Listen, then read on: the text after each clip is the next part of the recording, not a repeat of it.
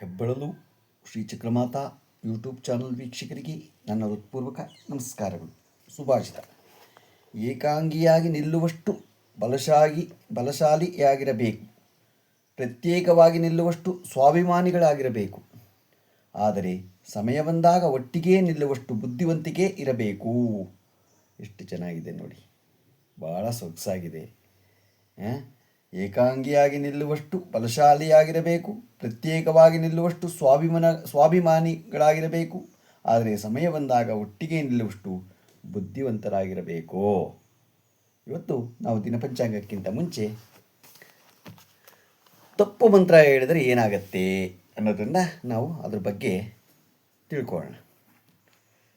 ಮಂತ್ರೋ ಈನ ಸ್ವರತೋ ವರ್ಣತೋ ವಾ ಮಿಥ್ಯಾ ಪ್ರಯುಕ್ತಾನ ತಮರ್ಥ ಮಾಹ ಸವಾಗ್ವಾಜ್ರೋ ಯಜಮಾನಂ ಹಿನಸ್ತಿ ಯಥೇಂದ್ರ ಶತ್ರು ಸ್ವಾರ್ಥೋಪರಾಧಾತ್.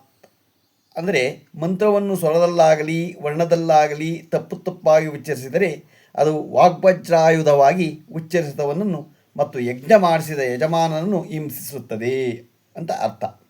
ಒಮ್ಮೆ ವಿಶ್ವಕರ್ಮನು ಇಂದ್ರನನ್ನು ಕೊಲ್ಲುವಂತಹ ಮಗ ಬೇಕೆಂದು ಉದ್ದೇಶಿಸಿ ಹೋಮ ಮಾಡುವಾಗ ಅಗ್ನಿಯಲ್ಲಿ ಸ್ವಹೇಂದ್ರ ಶತ್ರು ವರ್ಧನಸ್ವ ಎಂದು ಆಹುತಿ ಕೊಡುತ್ತಾನೆ.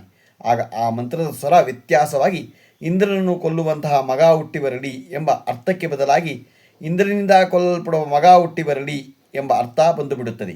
ಅದರ ಪರಿಣಾಮವಾಗಿ ಹೋಮದಲ್ಲಿ ಹುಟ್ಟಿ ಬಂದ ವೃತ್ರಾಸುರನು ಇಂದ್ರನನ್ನು ಕೊಲ್ಲುವ ಬದಲಿಗೆ ತಾನೇ ಇಂದ್ರನಿಂದ ಕೊಲ್ಲಲ್ಪಡುತ್ತಾನೆ.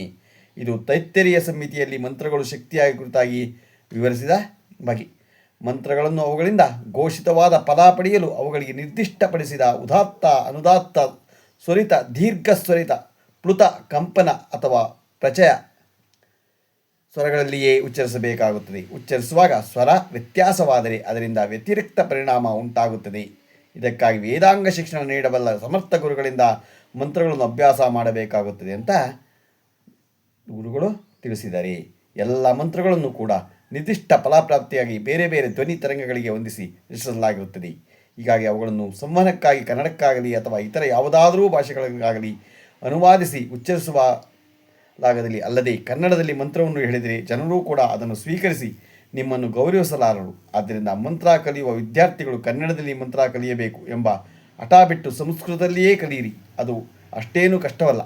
ಸಂಸ್ಕೃತ ಕಲಿತು ಸಂಸ್ಕೃತದಲ್ಲಿಯೇ ಮಂತ್ರಗಳನ್ನು ಪಠಿಸಿ. ಆಗ ನಿಮಗೂ ಹೆಚ್ಚು ಗೌರವ ಲಭಿಸುತ್ತದೆ. ಮಾತ್ರವಲ್ಲದೆ ನಮ್ಮ ಅಮೂಲ್ಯವಾದ ಸನಾತನ ಸಂಪ್ರದಾಯವನ್ನು ಉಳಿಸಿದ ಕೀರ್ತಿಯು ನಿಮಗೆ ಸಲ್ಲುತ್ತದೆ.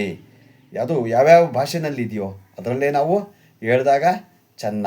ಕನ್ನಡದಲ್ಲಿ ಹೇಳ್ಬಾರ್ದು ಅಂತ ಅಲ್ಲ, ಹೇಳಬೇಕು. ಆದರೆ ನಾವು ಆ ಮಂತ್ರವನ್ನು ಇವಾಗ ಯಾವ ಭಾಷೆನಲ್ಲಿ ಅರ್ಥ ಆಗುತ್ತೋ ದೇವರೇ ಆ ಭಾಷೆನಲ್ಲೇ ನಾವು ಮಾಡಿದಾಗ ಅದು ಬೇಗ ತಲುಪ್ತದೆ ಅಂತ. ಇದನ್ನು ಹರಿಕೃಷ್ಣ ಒಳ್ಳ ಬ್ರಹ್ಮ ಅವರಂತ ವಾಟ್ಸಪ್ಪಲ್ಲಿ ಕಳಿಸಿದ್ರು.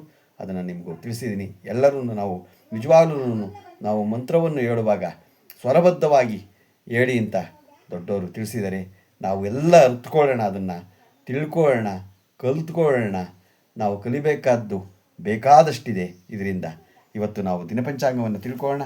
ದಿನಾಂಕ 28/9/2025 ಭಾನುವಾರ, ಶ್ರೀ ವಿಶ್ವಾವಸು ನಾಮ ಸಂವತ್ಸರ, ದಕ್ಷಿಣಾಯನ, ಆಶ್ವಯುಜ ಮಾಸ, ಶರದೃತು, ಶುಕ್ಲಪಕ್ಷ, ತಿಥಿ ಷಷ್ಠಿ, ಹಗಲು 10:02, ನಕ್ಷತ್ರ ಜ್ಯೇಷ್ಠ, ರಾತ್ರಿ 12:51, ಮಳೆ ಹಸ್ತ 1ನೇ ಪಾದ, ರಾಹುಕಾಲ 4:44 6:15, ಗುಳಿಕ ಕಾಲ 3:14 4:44, ಯಮಂಡ ಕಾಲ 12:13 1:44. ಇವತ್ತು ಯಾರು ಹುಟ್ಟುಹಬ್ಬ ಆಚರಿಸ್ಕೊತಿದ್ರು, ಮದುವೆಯಾದ ದಂಪತಿಗಳು ವಾರ್ಷಿಕೋತ್ಸವ ಆಚರಿಸ್ಕೊಂತಿರೋರಿಗೆ ನಮ್ಮ ಹೆಬ್ಬಳಲು ಶ್ರೀ ಚಕ್ರಮಾತಾ ಯೂಟ್ಯೂಬ್ ಚಾನಲ್ ಕಡೆಯಿಂದ ಶುಭ ಕಾಮನೆಗಳನ್ನು ತಿಳಿಸ್ತೀವಿ.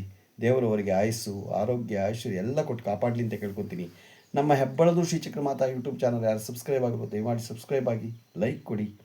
ಇದು ನಿಮ್ಮದೇ ಚಾನಲ್ ಆಗಿರೋದ್ರಿಂದ ನಮ್ಮ ಲಿಂಕನ್ನು ಬೇರೆ ಗ್ರೂಪ್ಗೆ ಫಾರ್ವರ್ಡ್ ಮಾಡಿ. ನಮಸ್ಕಾರಗಳು, ನಮಸ್ಕಾರಗಳು, ನಮಸ್ಕಾರಗಳು.